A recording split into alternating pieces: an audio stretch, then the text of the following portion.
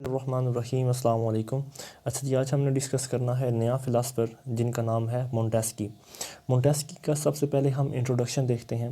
मोंटेस्की जो है ये 1689 में पैदा हुआ। 1689 में यहाँ पर एट चिटाओ डीला बॉर्डेक्स इस जगह का नाम है। चिटाओ डीला बॉर्डेक्स ये यहाँ पर पैदा हुआ और ये जिस फैमिली में पैदा हुआ वो एक अरिस्टोक्रेटिक फैमिली थी, यानी कि वो एक काफ़ी ज़्यादा नोबल, पढ़ी लिखी, समझदार और एक्सपीरियंस्ड फैमिली थी। यानी कि पॉलिटिक्स के हवाले से जो है अरिस्टोक्रेटिक कहते हैं कि जिसके पास पॉलिटिक्स का काफ़ी ज़्यादा नॉलेज हो। His father was eminent French lawyer. इसके पापा जो थे वो एक यानी कि फ़्रांस के अंदर लॉयर थे और तकरीबन 27 साल की उम्र में ही मोंटेस्की जो है वो president of the parliament of Bordeaux वो बन चुके थे। यानी कि जहाँ पर वो पैदा हुए थे वहाँ के पार्लियामेंट के वो प्रेसिडेंट सिर्फ 27 साल की उम्र में ही वो बन गए थे। लेकिन अपनी जॉब के दौरान वो अपनी जॉब से सेटिस्फाई नहीं थे, क्योंकि वो एक बहुत यानी कि डीपली तौर पर मुताला करने वाले थे लिटरेचर और हिस्ट्री का। मतलब वो अमूमन अपना वक्त जो है वो मुताला में गुजारते थे, स्टडी के अंदर। लेकिन इस वजह से वो अपनी जॉब से सेटिस्फाई नहीं थे और अपनी तालीम को टाइम नहीं दे पाते थे। आखिरकार उन्होंने अपनी इस नौकरी को छोड़ा, प्रेसिडेंसी को, और वो पेरिस की तरफ चले गए। फिर 1728 से 1730 तक मोंटेस्की ने काफ़ी ज़्यादा कंट्रीज़ का विज़िट किया और ख़ास तौर पर जो इंग्लिश का कॉन्सेप्ट ऑफ लिबर्टी है और उनका जो सिस्टम ऑफ गवर्नमेंट है ये काफ़ी ज़्यादा उससे इन्फ्लुएंस हुआ है। क्योंकि जब मोंटेस्की इंग्लैंड गया तो वहाँ पर जो उनके लिबर्टी का कॉन्सेप्ट था उससे काफ़ी ज़्यादा वो मतलब मुतासिर हुआ। इसके बाद जब वो अपने उसने वो टूर से वापस आया, यानी कि 1728 से 1730 तक जो उसने टूर किए थे, जब वो टूर से वापस आया तो फिर उसने अपने आप को फ़िलासफ़ीज़ के अंदर बिज़ी रख लिया। यानी कि वो मुताला करता और साथ साथ में अपना काम जो है वो बुक्स वगैरह लिखता फ़िलासफ़ी के ऊपर। मोंटेस्की की जो इम्पॉर्टेंट वर्क हैं वो कौन कौन से हैं, यानी कि उसने क्या क्या अहम काम किए हैं। नंबर 1 के ऊपर जो मोंटेस्की ने काम किया है वो इसने बुक लिखी है the Persian letter. The Persian letter जो है ये मतलब मुख्तलिफ़ किस्म के लेटर्स हैं जो कि 1731 के अंदर शाया किए गए थे। ये मतलब फ़्रांस के मौजूदा पॉलिटिकल, सोशल और रिलीजियस इंस्टीट्यूशन जो हैं उनके ऊपर इसने ये ख़त जो हैं वो लिखे थे, जिनका नाम था द पर्शियन लेटर। नंबर 2 के ऊपर जो है reflection and causes of the greatness and decline of the Roman. मतलब हम शॉर्ट फॉर्म में कह सकते हैं कि रोमन्स का राइज़ और फॉल ये इसने राइट किया था मोंटेस्की ने। मोंटेस्की ने की जो ये बुक है ये 1734 के ऊपर जो है वो 1734 में इसको पब्लिश किया गया था और ये भी इसके इम्पॉर्टेंट वर्क में शामिल है। नंबर 3 के ऊपर है the spirit of law. The spirit of law ये जो इसकी बुक है इसको काफ़ी ज़्यादा मशहूर मिली। ये इसका एक मास्टर पीस भी कंसिडर किया जाता है, बल्कि masterpiece of all ages. मतलब इसके वक़्त के तमाम यानी कि लोगों का इसकी उम्र इसके वक़्त के एक मास्टरपीस जो है इसकी बुक को ये कंसिडर किया जाता है द स्पिरिट ऑफ लॉ को। स्पिरिट ऑफ लॉ को 1748 के अंदर जो है इसको शाया किया गया था। अच्छा जी, अब मोंटेस्की की जो डॉक्ट्राइन है सेपरेशन ऑफ पावर की, हम उसको डिस्कस करते हैं। मोंटेस्की सबसे पहले अपनी इस यानी कि जो उसने ये जो दी थी doctrine of separation of power, इसको डिफेंड करने के लिए वो पहले इसके बेनिफिट बताता है। मोंटेस्की कहता है कि सेपरेशन ऑफ पावर के काफ़ी ज़्यादा बेनिफिट्स हैं। सबसे पहले वो ये कहता है कि ये पॉलिटिकल लिबर्टी को डिफेंड करता है, यानी कि अगर सेपरेशन ऑफ पावर होगी तो पॉलिटिकल लिबर्टी जो है वो उसको सेफ गार्ड मिलेगा, उसको जो है मतलब प्रोटेक्शन दी जाएगी। नंबर 2 के ऊपर वो कहता है कि best safeguard against the tyranny. मतलब जो टायरानी होती है जो कि सिंगल गवर्नमेंट जिसमें सिर्फ होती है, यानी कि जिसमें सिर्फ वो डिक्टेटरशिप होती है, एक पार्टी या वन मैन रूल जो है जिसमें होता है टायरानी के अंदर। वो कहता है कि अगर सेपरेशन ऑफ पावर होगी तो टायरानी जो है वो कभी भी नहीं आ सकेगी। फिर वो कहता है कि गारंटी ऑफ लिबर्टी, मतलब जो इंसान के लिए, जो किसी ह्यूमन की पर्सनल और प्रोफेशनल ग्रोथ के लिए, उसके करैक्टर डेवलपमेंट के लिए जो लिबर्टी ज़रूरी होती है वो सेपरेशन ऑफ पावर के ज़रिए मुमकिन हो पाएगी।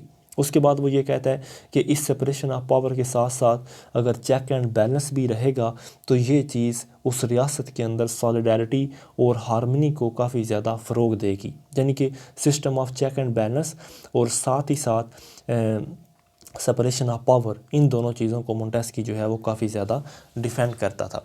अच्छा जी, उसके बाद मोंटेस्की ने ये आइडिया लिया कहाँ से था, यानी कि ये जो सेपरेशन ऑफ पावर का आइडिया है जिसको मोंटेस्की जो है काफ़ी ज़्यादा रिपीट करता है, ये आइडिया उसने कहाँ से लिया था। मोंटेस्की जब यानी कि 1728 से 1730 के दरमियान वो मुख्तलिफ मुल्क का टूर कर रहा था, तो अपने इंग्लैंड के स्टे के दौरान, यानी कि जिसको उसने इंग्लिश कहा था कि इंग्लिश के यानी कि सिस्टम ऑफ लिबर्टी और सिस्टम ऑफ गवर्नमेंट, जिससे वो मुतासर हुआ था, तो वहाँ पर वो काफ़ी ज़्यादा मुतासर हुआ on the freedom of British people, कि मतलब बरतानिया के जो लोग हैं उनको कितनी ज़्यादा आज़ादियाँ दी गई हैं, उनको फ्रीडम ऑफ स्पीच है, फ्रीडम ऑफ एक्सप्रेशन है, फ्रीडम ऑफ एसोसिएशन है, फ्रीडम ऑफ पार्टी है, फ्रीडम ऑफ इलेक्शन है, इन तमाम चीज़ों की जो है लोगों को फ्रीडम दी गई है। तो यही चीज़ जो है मोंटेस्की की जो theory of separation of power में है एट्रीब्यूट की गई है। वो कहता है कि अपनी यानी कि इस थ्योरी में वो कहता है कि theory of separation of power को भी वो बयान करता है, साथ ही साथ वो चेक एंड बैलेंस का जो सिस्टम है वो इस चीज़ को बयान करता है। वो कहता है कि एक ऐसा सिस्टम हो जिसमें चेक एंड बैलेंस भी हो, सेपरेशन ऑफ पावर भी हो, और जिसमें हर आर्गन जो है गवर्नमेंट का वो इंटरडिपेंडेंटली और इंडिपेंडेंटली जो है वो फंक्शन परफॉर्म करे, यानी कि वो एक दूसरे के ऊपर भी डिपेंडेंट हो और एक दूसरे के ऊपर डिपेंडेंट ना भी हो, इस सिस्टम के तहत जो है उसका काम ये करे। मतलब जिस तरह आजकल मौजूदा निज़ाम है सेपरेशन ऑफ पावर अमेरिका का जिस तरह मशहूर है। अच्छा, नंबर 3 के ऊपर वो ये कहता है Montesquieu also took help from his friend Locke and Harrington. इसके अलावा यानी कि मोंटेस्की जो है उसने अपने दोस्त लॉकी, जिसको हमने यानी कि ये भी एक फ़िलासफ़र है, इसको भी डिस्कस करेंगे इंशाल्लाह, और हैरिंगटन जो इसका फ़िलासफ़र यानी कि इसका दोस्त था, इन दोनों से इसने मदद ली कि वो मतलब इस चीज़ को डिफ़ाइन करे कि किस तरह ब्रिटिश कॉन्स्टिट्यूशन जो है वो एक मिक्सचर है मोनार्की का, अरिस्टोक्रेसी का और डेमोक्रेसी का। मतलब किस तरह ये तीनों किस्म की जो गवर्नमेंट हैं ये आपस में ब्लेंड होकर, इंटरमिक्स होकर एक ऐसा सिस्टम बना रही हैं, और ये सिस्टम जो है ये एक बैलेंस भी कायम किए हुए है, और लोगों के हकूक़ भी जो है उनको डिफेंड किया जा रहा है। मोनार्कियल, अरिस्टोक्रेटिकली और डेमोक्रेटिकली तौर पर जो सिस्टम बरतानिया के अंदर है वो उसने अपने दोस्तों के साथ मिलकर इस सिस्टम को भी बनाने की कोशिश की है। अच्छा जी, मोंटेस्की कहता है कि पावर जो है वो 3 किस्म की होती है, यानी कि लेजिस्लेटिव पावर, एग्जेक्टिव पावर और जुडिशियल पावर। यहाँ पर वो ये कहता है कि जो लेजिस्लेचर पावर होती है इसमें जो प्रिंस होता है, जो प्राइम मिनिस्टर होता है या जो प्रेसिडेंट होता है जिसके हाथ में पावर्स होती है, वो ऐसे कवानीन बनाता है जो कि टेम्परेरी हो या परमानेंट हो, और बाद में वो इन कवानीन को अमेंड्स भी कर सकते हैं। यानी कि जिस तरह पाकिस्तान की लेजिस्लेटिव पावर जो है वो नेशनल असम्बली के पास है और सेनेट के पास है, लिहाजा मतलब इस तरह वो कहता है कि जो लेजिस्लेचर पावर है वो इनके पास होनी चाहिए। नंबर 2 के ऊपर वो कहता है कि एग्जेक्टिव पावर की बात करें तो पाकिस्तान के अंदर जो प्राइम मिनिस्टर की काबीना होती है वो एग्जेक्टिव पावर उनके पास होती हैं। वो कहता है यानी कि मोंटेस्की कहता है कि एग्जेक्टिव पावर के ज़रिए कोई भी जो यानी कि हुकूमत है, जो उस यानी कि प्रिंस है या मजिस्ट्रेट है, वो अमन या जंग को कायम कर सकता है, अपने एम्बेसडर्स को सेंड या रिसीव कर सकता है, या दूसरे मुल्कों के एम्बेसडर्स को भिजवा सकता है या रिसीव कर सकता है। इसके अलावा पब्लिक सिक्योरिटी जो है उसको भी इस्टेब्लिश कर सकता है, यानी कि किसी भी किस्म की अगर कोई हमला होता है तो वो अपनी एग्जीक्यूटिव कमेटी के साथ मिलकर वो इन तमाम चीज़ों को कायम कर सकता है, क्योंकि मतलब उसके पास मुख्तलिफ़ किस्म के मिनिस्टर जो हैं वो होते हैं। नंबर 3 के ऊपर वो कहता है जुडिशरी पावर में वो कहता है कि ये कैसी पावर होती है जिसमें जो लोग जुर्म करते हैं उनको सज़ा दिलवाई जा सकती है, जो झगड़े वगैरह होते हैं उनको सॉल्व किया जा सकता है, जो स्टेट की स्टेबिलिटी है उसको सिक्योर किया जा सकता है, इसके अलावा जो लोगों की लाइफ और प्रॉपर्टी है उसको प्रोटेक्ट किया जा सकता है जुडिशरी की मदद से। लिहाजा मोंटेस्की ये कहता है कि अगर एक ही बंदे के हाथ में या एक ही बॉडी के हाथ में सारी की सारी अगर पावर्स आ जाएंगी तो यहाँ पर हर चीज़ का एंड हो जाएगा। वो कहता है कि जो फ्रीडम और सेपरेशन ऑफ पावर है वो लिबर्टी को इंश्योर करती है, वो फ्रीडम को इंश्योर करती है, और अगर हेल्दी चेक एंड बैलेंस जो होगा तो जो ब्यूरोक्रेट्स हैं गवर्नमेंट के उनकी मोनोपोली को कंट्रोल किया जा सकेगा। किसी भी टायरानी को कंट्रोल किया जा सकेगा। अगर कोई प्राइम मिनिस्टर या प्रेसिडेंट तमाम पावर्स को अपने हाथ में लेना चाहता है या कोशिश करता है, तो सेपरेशन ऑफ पावर की थ्योरी के ज़रिए उसकी इस ख्वाब को पूरा नहीं होने दिया जा सकता।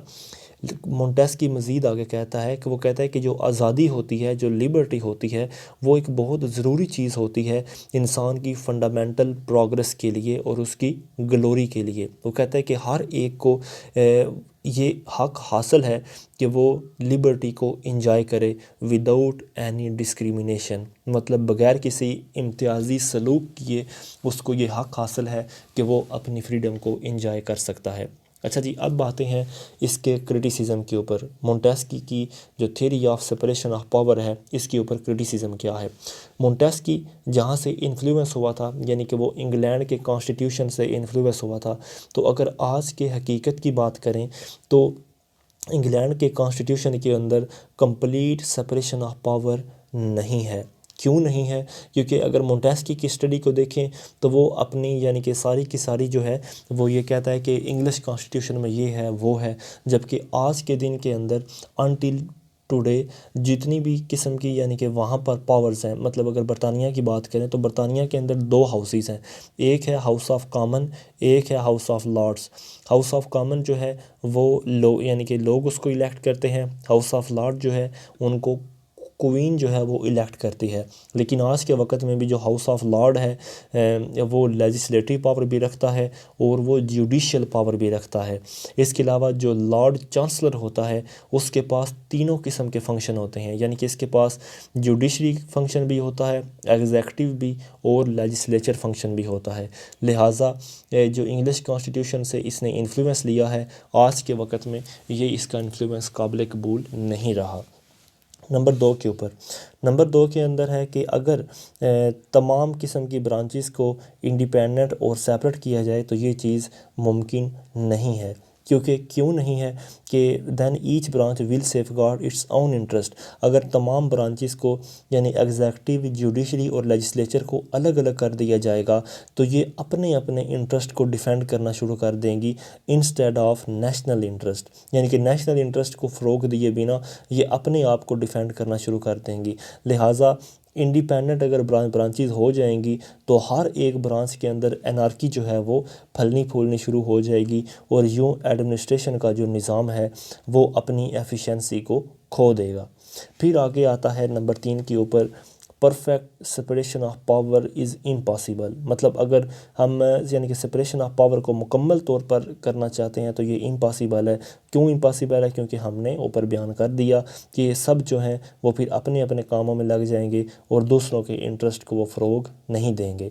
नेक्स्ट है परफेक्ट सेपरेशन में रिज़ल्ट क्लैश बिटवीन 3 ऑर्गन्स। क्योंकि अगर परफेक्ट सेपरेशन हो जाएगी तो ये चीज़ जो है तीनों ऑर्गन के दरमियान क्लैश भी पैदा कर सकती है। क्यों पैदा कर सकती है? क्योंकि सेल्फ़ इंटरेस्ट की वजह से आपस में क्लैश जो है वो आ सकता है। इसके अलावा प्रोफेसर लस्की जो है वो यानी कि इसके ऊपर ये भी क्रिटिसाइज़ करता है कि लेजिस्लेटिव ब्रांच जो होती है वो बाकी दोनों ब्रांचेस से यानी कि उसकी अहमियत ज़्यादा होती है, यानी कि एग्जेक्टिव से भी और जुडिशरी से भी जो लेजिस्लेटिव की ब्रांच है उसकी अहमियत ज़्यादा होती है। अब क्यों ज़्यादा होती है तो वो हमें भी पता है कि इसलिए ज़्यादा होती है क्योंकि जो लेजिस्लेटिव ब्रांच, जिस तरह पाकिस्तान का सेनेट और नेशनल असम्बली है, तो सेनेट जो है ये इनडायरेक्टली इसको लोग इलेक्ट करते हैं, यानी कि ये पीपल रिप्रेजेंटेटिव होते हैं, और ये भी जो है ये डायरेक्टली पीपल रिप्रेजेंटेटिव होते हैं। लेकिन जुडिशरी और एग्जेक्टिव जो होती है इनको लोग इलेक्ट नहीं करते, लिहाजा ये सिलेक्ट होकर आते हैं।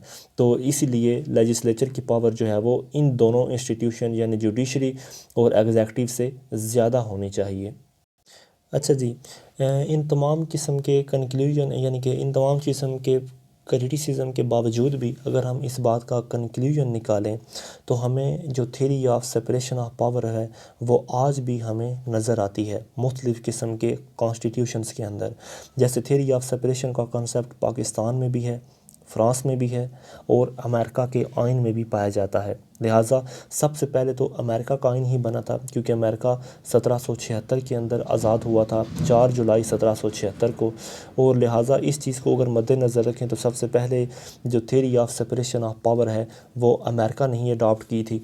और क्योंकि ज़ाहिर सी बात है कि यानी कि 1734 के अंदर जो है इसकी बुक जो है वो आ गई थी, मतलब थ्योरी ऑफ सेपरेशन के ऊपर जो उसने लिखी थी। तो अमेरिका जो है वो 1776 को आज़ाद हुआ था।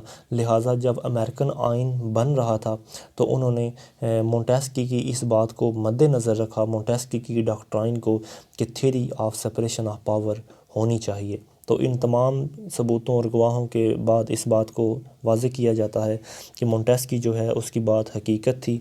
बेशक उसके ऊपर क्रिटिसिज्म किया गया है, लेकिन उसने जो थ्योरी ऑफ सेपरेशन दी है वो हकीकतन आज भी प्रिवेल करती है with the system of check and balance. Thank you so much. अस्सलाम वालेकुम।